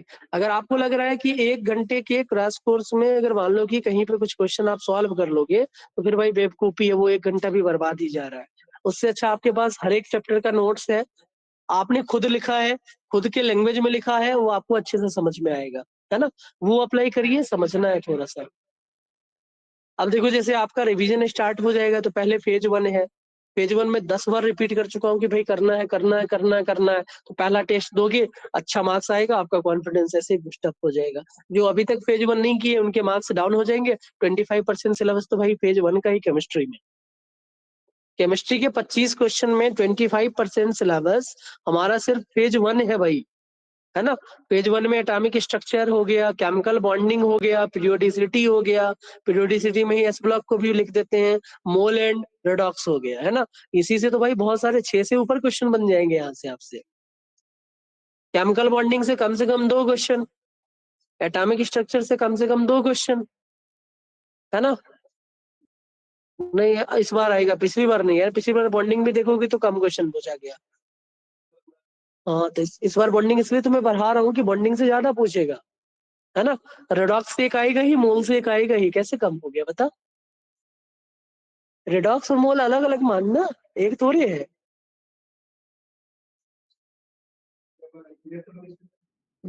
वो एडवांस में करेगा, रेडॉक्स का मिक्स कहाँ करेगा, एडवांस में। रेडॉक्स का एक क्वेश्चन तो बनता भाई, या तो एन फैक्टर कैलकुलेशन देगा, नहीं तो टाइट्रेशन देगा, कंफर्म है रेडॉक्स का। मोल कंसेप्ट के भी ये क्वेश्चन देगा ही देगा, H2O2 का वॉल्यूम स्ट्रेंथ। अब यहाँ पे नॉर्मल क्वेश्चन नहीं देगा कि मोल निकालो, वो आप कर लोगे, तो थोड़ा घुमा के देगा, H2O2 के वॉल्यूम स्ट्रेंथ, परसेंटेज ओलियम के टर्म्स में देगा, है ना, परसेंटेज प्योरिटी के टर्म्स में देगा कि भाई पढ़ के आधे बच्चे छोड़ दे, है ना। तो इन सब से क्वेश्चन बनाता है, लिमिटिंग रिएजेंट से क्वेश्चन बना के कुछ दे देगा, है ना। ये पूछ लेगा आपसे। नॉर्मल मोल हर एक शिफ्ट में नहीं देता, 50% शिफ्ट में, लेकिन नॉर्मल मोल के भी क्वेश्चन रहते हैं। अब हर एक पेपर में तो ठीक ही रहता है क्वेश्चन।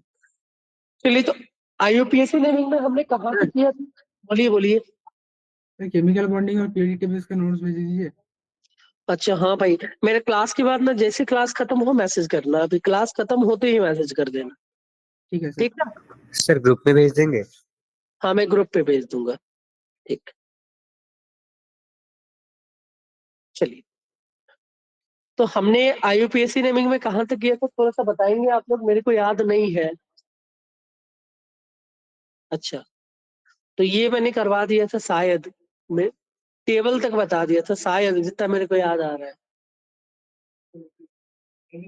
नेमिंग नहीं हुआ था। चलिए, तो मैं फिर से ही बता देता हूँ, कोई दिक्कत नहीं है, ये लिखना नहीं आप, है ना, मैं भेज दूंगा, है ना।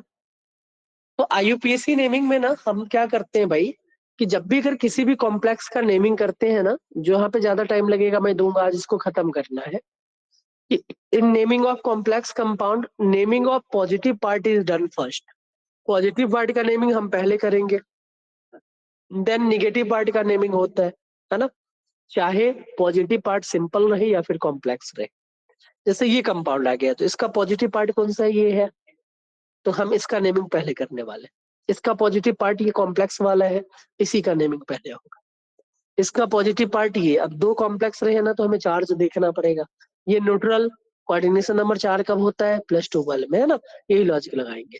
तो ये वाला -4, ये +2, ये -2 दिख रहा होगा, तो इसी का नेमिंग पहले होगा। ये न्यूट्रल है, तो भाई न्यूट्रल में क्या होगा, 0 ही रहेगा, एक ही नेमिंग है, दो है ही नहीं, है ना। तो कोई भी कॉम्प्लेक्स रहे ना, तो कॉम्प्लेक्स के पॉजिटिव पार्ट का नेमिंग सबसे पहले होता है, उसके बाद नेगेटिव पार्ट का नेमिंग। पहला रूल क्लियर। अब हम कॉम्प्लेक्स आयन का नेमिंग कैसे करते हैं, है ना। पॉजिटिव रहे तो पॉजिटिव के फॉर्म में करेंगे, निगेटिव रहा तो निगेटिव के फॉर्म में करेंगे। तो कॉम्प्लेक्स के नेमिंग में ना लिगेंड का नेमिंग पहले होता है according to their alphabetical order. अगर दो डिफरेंट लिगेंड रहे, जैसे एमाइन आ गया और क्लोरो आ गया, तो ABCD आना चाहिए आपको, ए पहले होता है, C बाद में होता है, तो अल्फाबेट के ऑर्डर अकॉर्डिंग टू करते हैं। डाई ट्राई टेट्रा कहाँ यूज करेंगे, सेम टाइप ऑफ लिगेंड के लिए, है ना, 6 के लिए, है ना। अगर लिगेंड के पास ऑलरेडी ये सब प्रीफिक्स रहे ना, डाई ट्राई टेट्रा, तो उस केस में बिस, ट्रिस ये सब यूज करते हैं, है ना। बिस, ट्रिस, टेट्रा किस, ये सब पॉइंट यूज करते हैं। बिस मतलब 2 सिमिलर, ट्रिस मतलब 3 सिमिलर टाइप के कॉम्प्लेक्स रहेंगे लिगेंड, है ना।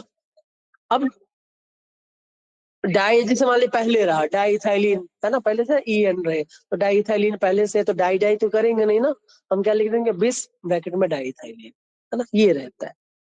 अब नेमिंग ऑफ लिगेंड जो है ना, कैसे नेमिंग ऑफ लिगेंड होते हैं समझना है। अगर निगेटिव लिगेंड रहा ना, तो उसमें सफिक्स ओ लगाते हैं, क्या लगाते हैं, ओ।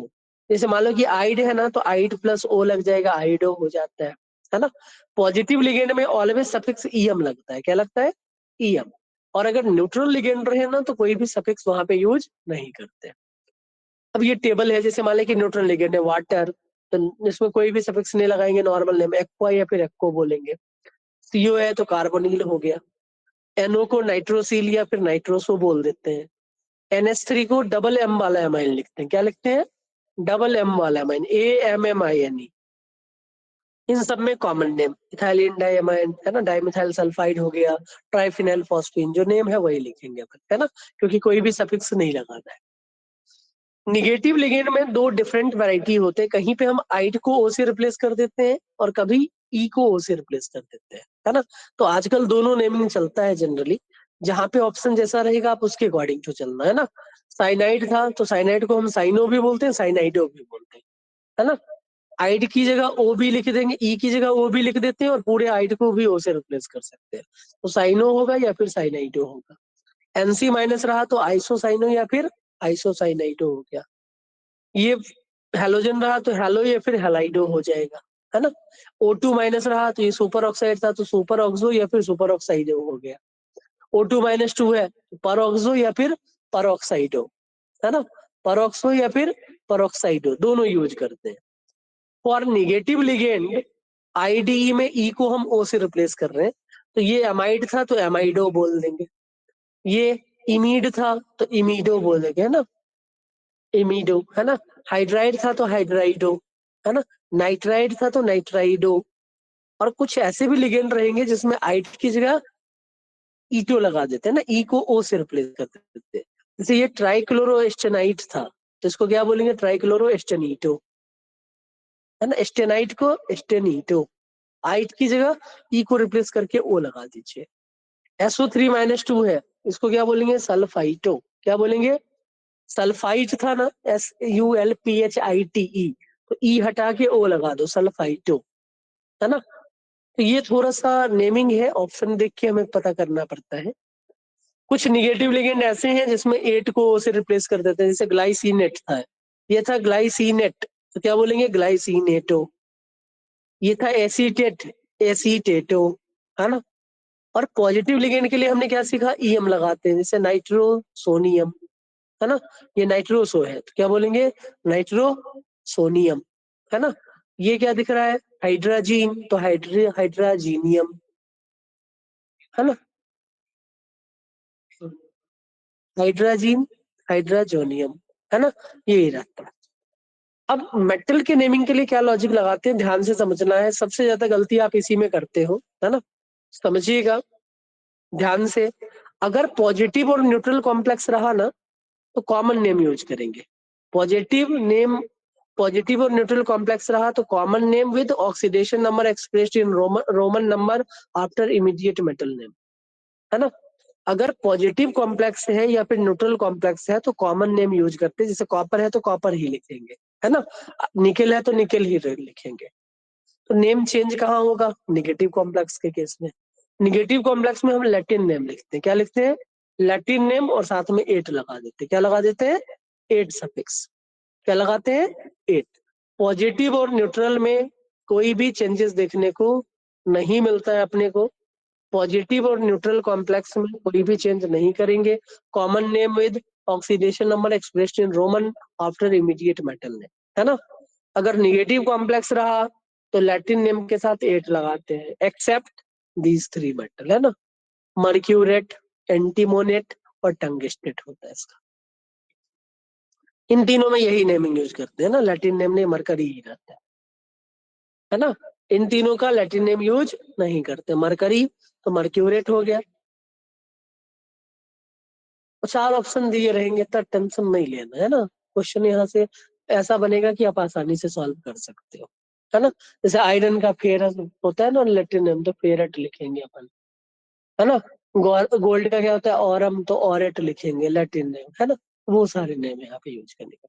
टंगस्टन का लैटिन नेम उल्फॉर्म है ना, वो वाला फंडे यहाँ पे यूज करेंगे, ठीक है। अब जैसे हम एक आध क्वेश्चन करेंगे ना, तब लॉजिक अच्छे से समझ में आएगा। सपोज हमारे पास ये क्वेश्चन आ गया और बोला गया भाई इसका ना IUPAC नेम लिख दो। क्या बोला गया? IUPAC नेम लिख दो। हमने इस क्वेश्चन को बहुत अच्छे से देखा ध्यान से। इसका पॉजिटिव और नेगेटिव पार्ट पहले आइडेंटिफाई करना है। तो इस पे क्या दिख रहा होगा? प्लस का 4, देखिएगा। इस पे क्या दिखा? प्लस का 4, इस पे आएगा माइनस का 4, ये है माइनस का 6। पॉजिटिव पार्ट कौन सा है? जो बाहर रखा हुआ है। हमने रूल क्या पढ़ा कि पहले पॉजिटिव पार्ट का नेमिंग करते हैं, आइदर इट इज सिंपल और कॉम्प्लेक्स, कैसा भी रहे ऑलवेज पहले पोटेशियम का ही नेमिंग होगा, है ना। तो क्या लिख देंगे? पोटेशियम। क्या लिख देंगे? पोटेशियम। कितना भी पोटेशियम रहे पोटेशियम ही लिखना है। ये नहीं करेंगे कि 4 5 6 पोटेशियम, ये सब नहीं लिखना है। क्या लिखेंगे भाई? पोटेशियम। अब इस कॉम्प्लेक्स की बात करें ना, तो कॉम्प्लेक्स कैसा है? निगेटिव। कैसा कॉम्प्लेक्स? निगेटिव। भाई टोटल चार्ज निगेटिव है तो निगेटिव होगा, है ना। देखिए मैं पहला कॉम्प्लेक्स में बताऊंगा, सेकेंड आप करिएगा। रुकिए रुकिए। अब लिगेंड का नेमिंग पहले होगा। कितने लिगेंड है? 6 है, तो हेक्सा, 6 के लिए हेक्सा। अब ये साइनाइड क्या था? निगेटिव लिगेंड था, तो या तो साइनो या फिर साइनाइडो रहेगा। साइनो या फिर साइनाइडो, कुछ भी ले सकते हैं।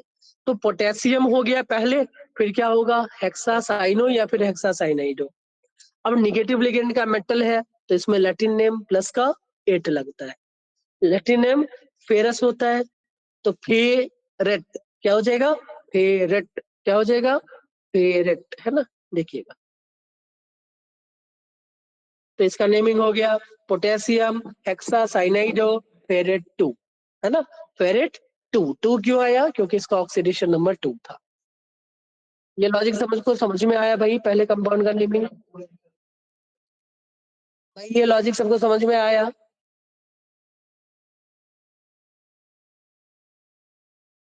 Yes sir. चलिए बाकी आप 5 क्वेश्चन है, इसको सॉल्व कर लीजिएगा। अभी मैं 2 मिनट का टाइम दे रहा हूँ, 2 नहीं 5 मिनट का टाइम दे रहा हूँ। 2:40 पे डिस्कस करेंगे ये 5 क्वेश्चन। रूल में फिर से एक बार रिवाइज करवा देता हूँ। सबसे पहले पॉजिटिव का नेमिंग करते हैं, फिर उसके बाद कॉम्प्लेक्स का नेमिंग करेंगे, है ना, यही था ना। पहले पॉजिटिव का नेमिंग होता है, फिर निगेटिव का नेमिंग होता है ना। अगर पॉजिटिव में ही कॉम्प्लेक्स रह गया तो उसके अकॉर्डिंग के ऊपर नेमिंग करेंगे।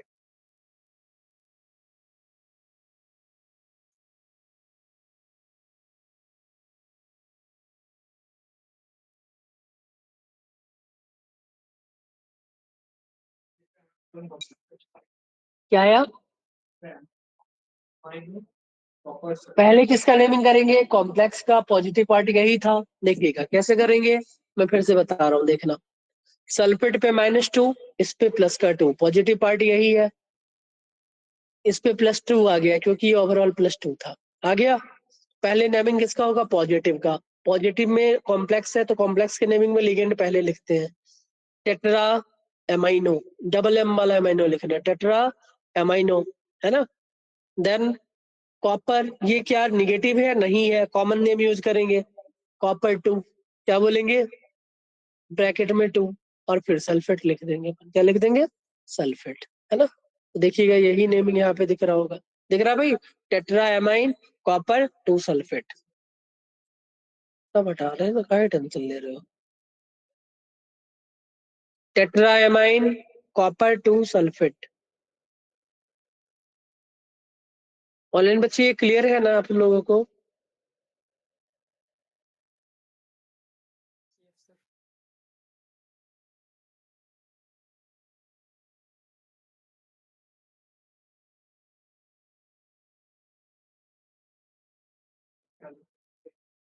टेट्रा कार्बोनिल निकल 0, ब्रैकेट में क्या लिखेंगे? ऑक्सीडेशन स्टेट भी लिखना पड़ता है ना। टेट्रा कार्बोनिल निकल 0, टेट्रा कार्बोनिल निकल 0, है ना। बाकी दो करिएगा।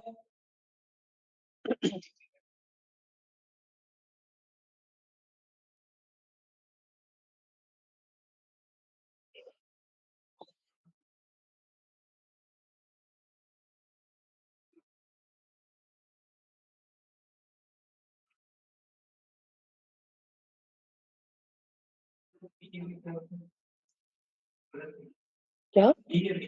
पीएमई है, ट्राइमिथाइल फॉस्फेट केबल।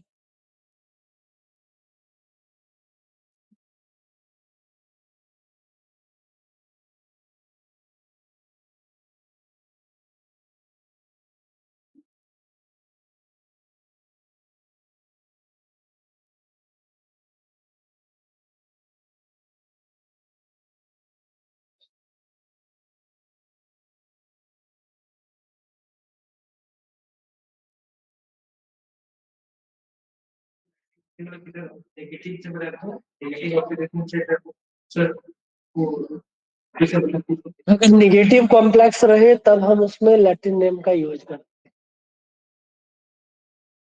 अगर कॉम्प्लेक्स पे ओवरऑल चार्ज निगेटिव रहेगा तभी हम क्या यूज करेंगे? लैटिन नेम का फंडा यूज करेंगे।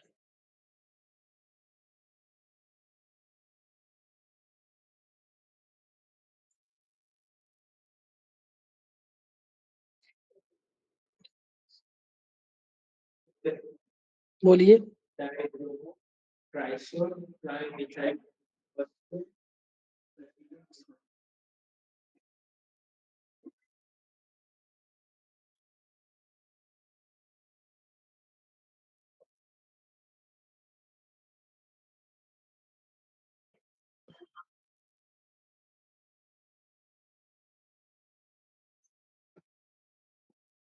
आंसर देखो यही है ना, पहला आया था टेट्रा कार्बोनिल निकल 0, दूसरा यही था तुम्हारा डाइब्रोमो, डाइब्रोमो बिस। क्यों बिस? क्योंकि पहले से ट्राइमिथाइल फॉस्फेन था, ट्राइमिथाइल पहले से फॉस्फेन था, इसलिए क्या लगाएंगे? बिस, ट्राइमिथाइल फॉस्फेन प्लेटिनम 2, प्लेटिनम 2। ये वाला कॉम्प्लेक्स कैसा दिख रहा है? ये प्लस का 3, ये माइनस, है ना। नेमिंग पहले किसका? पॉजिटिव का, क्या लिखेंगे? पोटेशियम। फिर लिगेंड का नेमिंग 3 है तो ट्राई, ऑक्सिलेट को ऑक्सिलेटो, ये फिर ऑक्सिलेटो बोलेंगे, है ना। ये कोबाल्टेट क्योंकि ये निगेटिव कॉम्प्लेक्स था, है ना। लास्ट में 8 लगाना अपने को, कोबाल्टेट 3, कोबाल्टेट 3। नेक्स्ट देखना मीन्स 20 का क्वेश्चन। ये निगेटिव है तो कॉम्प्लेक्स क्या हो गया, पॉजिटिव। पहले इसका नेमिंग करेंगे, इसमें लिगेंड का नेमिंग, ये है एमाइन, ये है क्लोरो, ये है मिथाइल एमाइन। एबीसीडी में पहले क्या आएगा, ए का नेमिंग पहले करेंगे डाइएमाइन, देन फिर क्लोरोडाइडो, क्लोराइडो, निगेटिव लिगेंड में आईडीओ लगता है ना। ये क्या था, न्यूट्रल था, तो इसलिए मैंने लिखा डाइएमाइन। देन NH2CH3, ये क्या है, मिथेन एमाइन, ये भी न्यूट्रल ही है ना। प्लेटिनम 2 क्लोराइड, प्लेटिनम 2, ये क्लोराइड का -1 था ना, ये -1 था, है ना। ये प्लस का 1 रहेगा, +1 कब होगा, जब इसमें +2 रहेगा। क्या, प्लेटिनम का कॉमन नेम यूज करेंगे ना।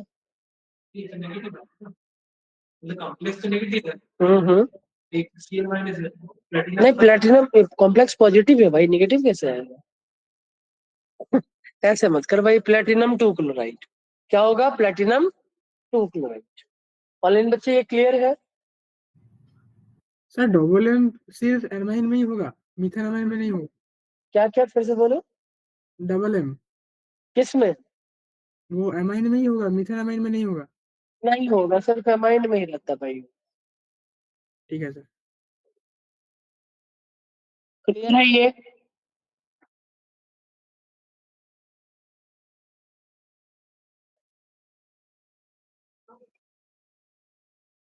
चलिए देन नेक्स्ट पॉइंट पे अपन मूव करते हैं। अब देखिएगा, ये बहुत अच्छा क्वेश्चन है, ये बहुत अच्छा क्वेश्चन है। अगर कहीं पे यहाँ पे हाइड्रोजन आ गया ना, किसी मेटल की जगह हाइड्रोजन आ गया, तो ये क्या करता है, एच डोनर है ना।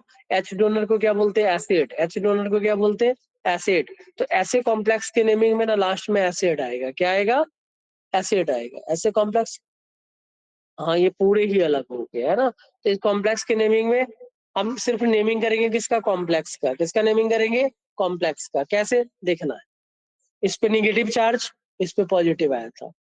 कितने लिगेंड है, 6 है, तो हेक्सा।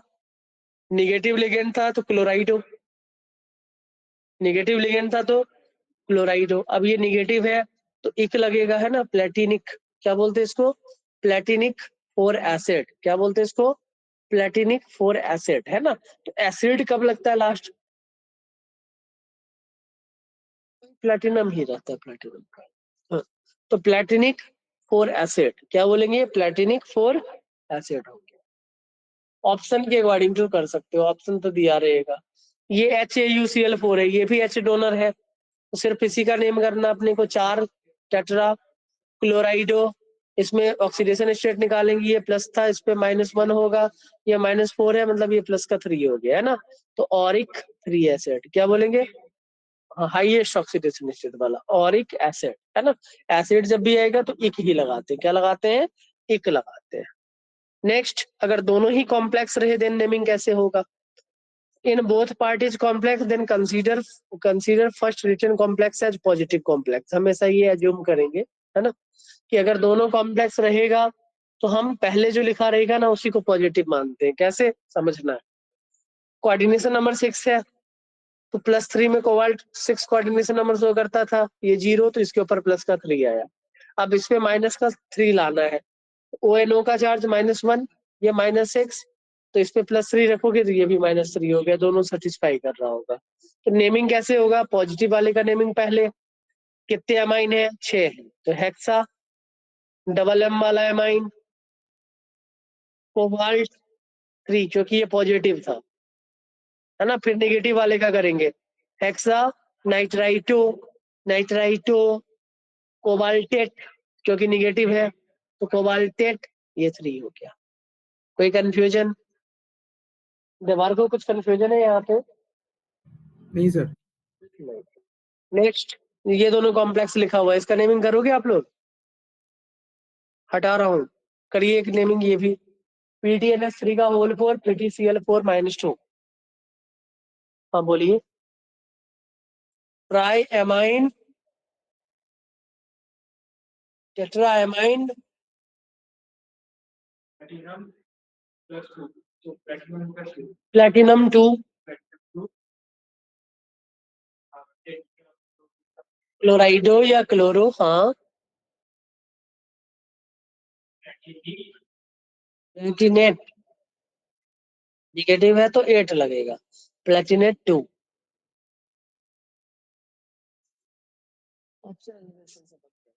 बन गया ना। नेक्स्ट है PTNS3 का होल्ड है Cl4, क्या बोलेंगे? अब ये दो अलग अलग लिगेंड है, तो एक ए से स्टार्ट होता है, एक सी से। ABCD में पहले क्या आता है? ए का नेमिंग पहले करेंगे, क्या होगा? डाई अमाइन टेट्राक्लोराइडो, है ना। Di amine tetrachlorido platinum 4। कोई दिक्कत? 4 कैसे? ये 0 था, ये माइनस का 4 है, तो इस पे प्लस का 4 ही आएगा। दूसरा वाला भी हो गया, है ना। पहले लिखे हुए को पॉजिटिव मानेंगे, खत्म हो गया होगा।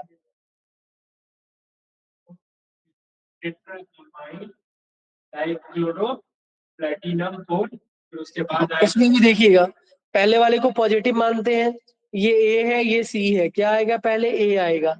कितने ए हैं? 4, तो टेट्रा एमाइन डाइक्लोराइडो प्लेटिनम 4, है ना। देन इसमें देखिएगा टेट्राक्लोराइडो प्लेटिनेट 2, प्लेटिनेट 2। कोई कंफ्यूजन? निगेटिव कॉम्प्लेक्स है तो 8 लगेगा ना। अरे इस पे टोटल पॉजिटिव दिख रहा है, तो इस पे ये निगेटिव आ गया ना, तो निगेटिव में 8 लगाते थे, है ना। क्लियर? चलिए नेक्स्ट है अपना नेमिंग ऑफ। ये बहुत अच्छा नेमिंग है, समझना है, इससे क्वेश्चन बनने के चांसेस रहते हैं जेईई एडवांस में। गलती से एक आध बार मेंस में भी पूछ लिया है। Naming of polynuclear complex having, मतलब या ब्रिजिंग कॉम्प्लेक्स बोलने का। नेमिंग ऑफ पॉलीन्यूक्लियर कॉम्प्लेक्स और ब्रिजिंग कॉम्प्लेक्स। तो in case of bridging complex ना हम म्यू प्रीफिक्स यूज करते हैं। क्या यूज करते हैं? Mu prefix. Mu prefix is used before the bridging ligand, है ना। और म्यू जो होता है ना, वो नंबर ऑफ मेटल को रिप्रेजेंट करता है through which ligand is directly attached. Mu represents number of metal through which ligand is attached, है ना। जैसे मान लो कि ये वाला पार्ट है, तो ये ब्रिजिंग लिगेंड है। ये कितने कोवाल्ट से अटैच है? 2 से। कितने से अटैच है? 2 से, है ना। तो इसके आगे हम 2 लिख देंगे, है ना। In case of di tri tetra bis tris eta mu alphabetical order is not followed, है ना। इन सब में अल्फाबेटिकल ऑर्डर नहीं फॉलो करते। In case of iso neo and normal alphabetical order is followed, है ना। आइसोनियो नॉर्मल में अल्फाबेटिकल ऑर्डर फॉलो होगा, बाकी डाइट्राई टेट्रा बिस्ट्रिस ईटा म्यू में इनमें नहीं होगा। अब इस कॉम्प्लेक्स के ना टोटल 4 नेमिंग है। एडवांस में क्यों पूछता है? क्योंकि इस कंपाउंड के मोर देन 1 करेक्ट नेमिंग है ना। कैसे समझते हैं? हाँ, मोर देन 1, ये सारे नेमिंग करेक्ट है इसके, है ना। एक ही कंपाउंड के बहुत सारे नेमिंग होते हैं, क्यों होते हैं? लॉजिक सीखना है। अब किसी एक साइड से हमें नंबरिंग स्टार्ट करना है ना। किसी एक साइड से नेमिंग स्टार्ट करना है, तो सपोज मैंने यहाँ से नेमिंग स्टार्ट किया। कितने अमाइन दिख रहे हैं? लिगेंड का नेमिंग पहले होगा, 4 दिख रहा है, तो टेट्रा अमाइन। फिर क्या लिखेंगे? कोबाल्ट। क्या लिखे? कोबाल्ट। बाहर चार्ज क्या दिख रहा है? प्लस का 4। बाहर चार्ज क्या दिख रहा है? प्लस का 4 दिख रहा है ना। तो +4 यहाँ पे दिखना चाहिए कहीं ना कहीं अपने को, यही है ना फंडा। तो +4 मतलब कोबाल्ट +3 है, क्यों? क्योंकि इसका कोऑर्डिनेशन नंबर 6 दिख रहा होगा। ये भी कोबाल्ट 3 में है, क्योंकि इसका कोऑर्डिनेशन नंबर 6 दिख रहा होगा। और OH पे चार्ज -1 होता है, तो +6 -2, ये प्लस का 4 दिख रहा होगा। कोई कंफ्यूजन नहीं है ना। तो मैंने लिख दिया टेट्रा एमाइन कोबाल्ट 3। फिर ब्रिजिंग लिगेंड का नाम करेंगे अपन। ब्रिजिंग लिगेंड कितने मेटल से अटैच है? 2 से। तो म्यू के आगे क्या लगाएंगे? डाई। क्या लगाएंगे? डाई। डाई के सामने क्या लगेगा? म्यू। म्यू क्यों लगा? ब्रिजिंग कॉम्प्लेक्स के रीजन से। डाई म्यू, है ना। ये क्या है? हाइड्रोक्साइड, तो क्या बोलेंगे? हाइड्रोक्साइडो। क्या बोलेंगे इसको? हाइड्रोक्साइडो, है ना। फिर से इसका नेमिंग आएगा। कितने अमाइन है? 4, तो टेट्रा अमाइन कोबाल्ट 3। पहला नेमिंग क्लियर, पहला नेमिंग क्लियर।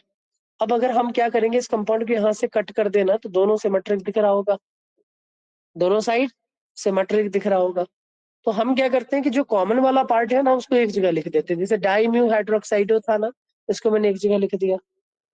और ये कॉम्प्लेक्स वाला पार्ट है, पहले से डाई वगैरह लगा है, टेट्रा मतलब लगा हुआ है, तो इसके लिए क्या यूज करेंगे? बिस। क्या यूज करेंगे? बिस। और सिर्फ मैंने इस लिगेंड के लिए बिस वाला टर्म यूज किया है, तो बिस टेट्राएमाइन, ब्रैकेट को क्लोज, डाइकोबाल्ट 3, डाइकोबाल्ट 3। अब कोई बोलेगा नहीं मैं कोबाल्ट को भी बिस के अंदर ही लाना चाहता हूँ, है ना, तो इन पूरे को ले लेते हैं, दो इन दोनों को पूरा ले लिया, तो बिस के अंदर आगे तो वही है डाइम्यू हाइड्रोक्साइड हो, और इन पूरा को बिस के अंदर ले लिया, तो बिस में क्या आएगा? टेट्राएमाइन कोबाल्ट 3। ठीक है, अब बोलेगा इस डाई को भी बिस के अंदर ले लो, है ना, तो ये बाहर बिस रख दो और सबको अंदर कर दो। म्यू हाइड्रोक्साइड 2 बार है तो बिस म्यू हाइड्रोक्साइड हो गया, है ना, टेट्राएमाइन कोबाल्ट 3। तो इसलिए इस कंपाउंड के कितने नेमिंग? 4 नेमिंग, और 4 के 4 सही है, 4 के 4 सही है। तो कहाँ पूछे जाएंगे आपसे? जेई एडवांस में, मोर देन 1 में। जेई मेंस में जब पूछा जाएगा तो पहला नेमिंग देगा, या इन दोनों इनमें से कोई भी एक नेमिंग देगा, थोड़ा सा ध्यान देके करिएगा तो आपके आंसर आ जाएंगे। क्लियर है? कोई कंफ्यूजन? चलिए देन नेक्स्ट आते हैं अपन, है ना।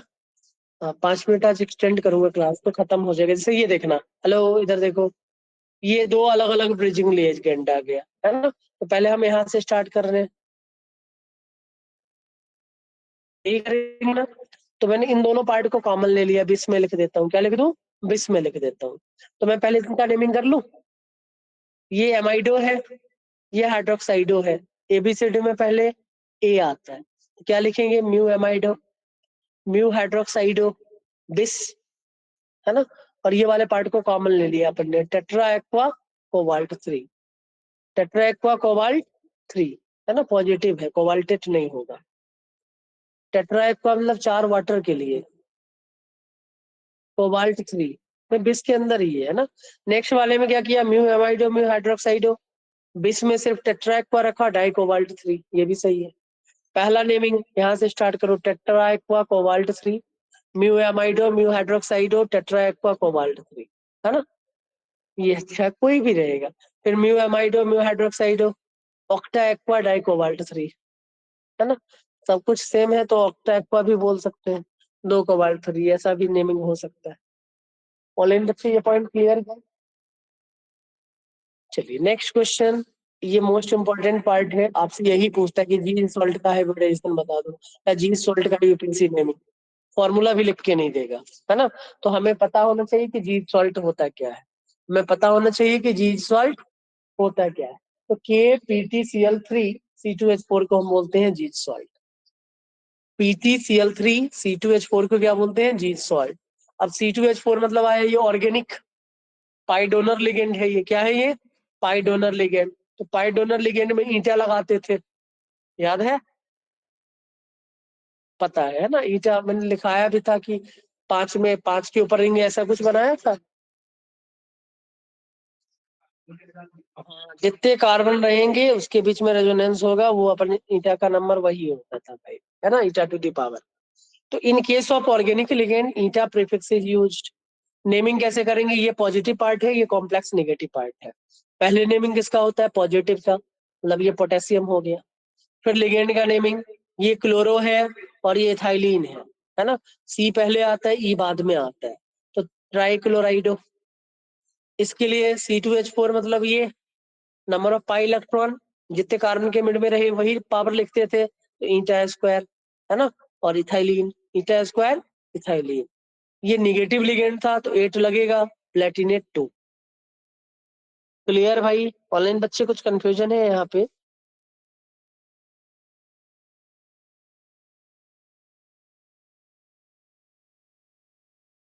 नहीं सर। नहीं। चलिए नेक्स्ट, फेरोसिन, ये भी फेमस क्वेश्चन है, हर साल पूछा जाता है ना। जी सॉल्ट फेरोसिन में भी यही फेरोसिन लिख के पूछेगा, फॉर्मूला नहीं देगा, फॉर्मूला नहीं देगा, है ना। इसको अपन बोलते थे सैंडविच कॉम्प्लेक्स, पहले मैं करवा चुका हूँ स्ट्रक्चर। सैंडविच कॉम्प्लेक्स में C5H5 कुछ ऐसा बनाते थे अपन, ये निगेटिव रहता था, बीच में Fe है, ये निगेटिव ऐसा रहता था, है ना, ऐसा बना देते हैं सैंडविच स्ट्रक्चर।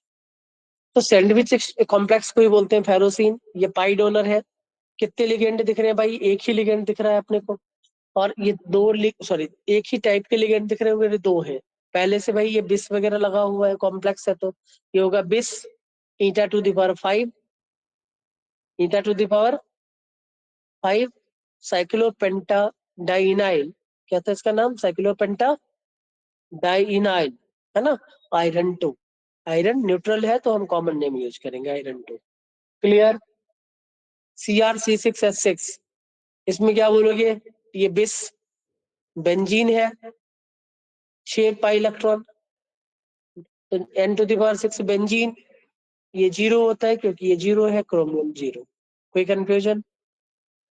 मेंस 24 में ये क्वेश्चन पूछा गया, Mn2CO10, है ना, तो Mn2CO10 का भी स्ट्रक्चर मैंने बताया हुआ है आपको पहले क्लास में, स्टार्टिंग की क्लास जो अपने किया था कोऑर्डिनेशन।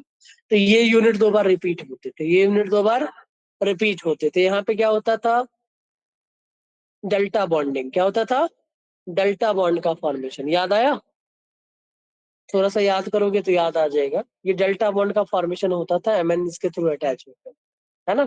तो इसका नेमिंग क्या होगा, 10 है भाई ये कार्बोनिल, तो क्या बोलेंगे, डेका कार्बोनिल। 2 बार मैग्नीज है तो डाई मैग्नीज 0। यही रिपीट हो रहा है नीचे, ऐसा ये स्ट्रक्चर फिर से रिपीट होता है, डेल्टा बॉन्ड होता है। मेंस 19 में ये क्वेश्चन पूछा गया, CO2 CO8, है ना, तो इसमें 2 ब्रिजिंग लिगेंड दिख रहे होंगे और एक CO CO बॉन्ड होता है, एक क्वेश्चन ये पूछा गया था, है ना। अब IUPAC नेमिंग अगर करेंगे तो हाँ आता है भाई, पूछा गया तभी तो करवा रहा हूँ। ये ट्राई कार्बोनिल, ट्राई कार्बोनिल इस पे 0, ट्राई कार्बोनिल 0। ब्रिजिंग कॉम्प्लेक्स के लिए क्या लिखोगे, डाइम्यू कार्बोनिल, फिर से वही लिखना है, ट्राई कार्बोनिल कोबाल्ट 0, खत्म हो गया, है ना। या बिस ले लो, बिस ले लो, पूरा को अंदर डाल दो, है ना, mu carbonyl try carbonyl cobalt 0, ठीक है। देन एक और कॉम्प्लेक्स ऐसा ही था जिसमें 3 ब्रिजिंग थे, है ना, एफी, ये भी किए थे, FeCO9, क्या बोलेंगे, try carbonyl iron 0, try mu carbonyl और ट्राई कार्बोनिल आयरन 0, है ना। इसका बिस नहीं कर पाएंगे क्योंकि ये 3 है ना, ये अलग अलग है ना, ये अलग है, ये अलग है, इसलिए बिस नहीं कर पाएंगे इसको, है ना। तो यही पे था, ये अपना खत्म हो गया यूपीएससी। तो मैं आपको कंप्लीट नोट्स आज भेज दूंगा, कल हमारा डी ब्लॉक भी कंप्लीट हो जाएगा, एफ ब्लॉक भी ट्राई करेंगे खत्म करने का, डी पे थोड़ा ज्यादा फोकस रहेगा अपना। डी ब्लॉक के टोटल 27 क्वेश्चन पूछे गए हैं जेई मेंस 25 में, हर एक शिफ्ट में 2 क्वेश्चन, 14 शिफ्ट है ना, 14 शिफ्ट है ना, तो 27 है ना क्वेश्चन पूछ रहे हैं।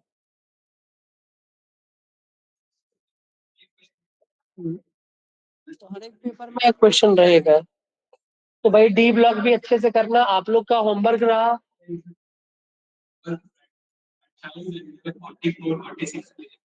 तो अभी मैं आपको कुछ नोट्स भी लिख के भेजूंगा कि कौन से चैप्टर पे थोड़ा ज्यादा फोकस करना है ना, सब कर पाएंगे, क्या टेंशन है। रिवीजन, यहाँ पे एक्चुअली रिवीजन का जो पैटर्न है, क्वेश्चन रहेगा, उस क्वेश्चन पे बेस्ड जितने भी थ्योरी हैं जो आसान रहेंगे वो तो आप बता ही दोगे सबके सब। किसी भी एक बच्चे का डाउट आया तो हम पहले, हाँ तो हम उस पर थ्योरी भी बताएंगे और फिर इस क्वेश्चन को भी सिखाएंगे। हाँ, अच्छे से रिवीजन करें, ठीक है। और उसके सपोर्ट में नोट्स भी भेज दूंगा जिनका जो दिक्कत रहेगा।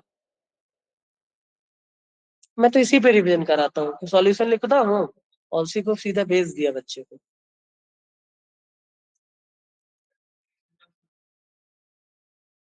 तुम्हारे बच्चे का हुआ था लगे जो तो मेरा भी देखिए ऐसे होता है, रिवीजन देख नहीं पा रहा हूँ।